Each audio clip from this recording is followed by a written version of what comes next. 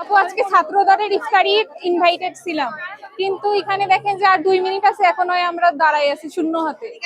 এখানে মানে সঠিক বিচার কি হওয়া উচিত আপনারাই বললেন। জনগণ যে আমার পিছনে আরো শত শত লোক দাঁড়াই আছে, তাদের হাতে কোনো ইফতারের কিছুই নাই। আমরা সব রোজা ভাঙার জন্য পানিও নাই। এটা কি মিসম্যানেজমেন্ট, তীব্র নিন্দা জানাইছি।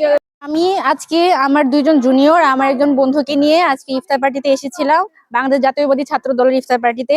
আমি আমার জীবনে কখনো এত বাজে ইফতার পার্টি বা এত বাজে মিসম্যানেজমেন্টের ইফতার পার্টি আমি কোথাও দেখিনি। এই যে আজকে আমরা ইফতার করতেছি, এগুলো কিন্তু ওদের খাবার দেওয়া না, এটা হচ্ছে শামসুন্নাহার হল থেকে, ক্যান্টিন থেকে আমরা কিছু খাবার কিনে নিয়ে এসেছি, ওই খাবারগুলো দিয়ে ইফতার করতেছি।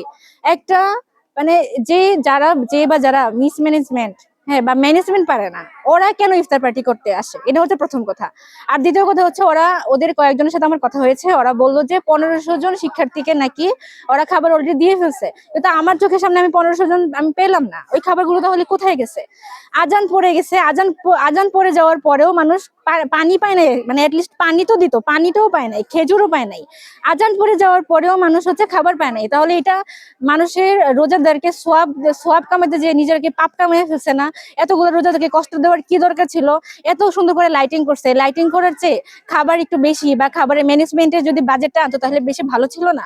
আমরা প্রথমে দেখলাম কতগুলো মানুষ হচ্ছে তারা হচ্ছে প্রথমে হচ্ছে ব্যাগের মধ্যে ভালো বক্সের মধ্যে খাবার পাচ্ছে, এরপরে খাবার দিল ওয়ান টাইমে, তারপর কিছুক্ষণ আগে দেখলাম কি পলিথিনে খাবার দিচ্ছে।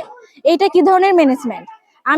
আমি চাই যে যদি তারা যদি ম্যানেজমেন্ট না পারে, তাহলে আমি ছাত্র দলের কাছে আমি রিকোয়েস্ট করতেছি নেক্সট টাইম থেকে কোনো ধরনের প্রোগ্রাম আপনারা করবেন না, কারণ আপনারা প্রোগ্রাম করতে পারেন না। আপনারা প্রোগ্রামের বদলে নিজেদের দলের মান সম্মান ডুবাচ্ছেন। আপনারা হচ্ছে শান্ত থাকুন, তাহলে আপনারা একটা নিউট্রাল পরিবেশে থাকতে পারবেন। এসব প্রোগ্রাম করতে গিয়ে নিজেদের গুণ কীর্তন বা নিজেদেরকে তো ভালো করে ফুটাতে পারবেন না, বরং নিজেদের ভোট কমবে, মানে নিজেদের মান সম্মান ডুবাবেন।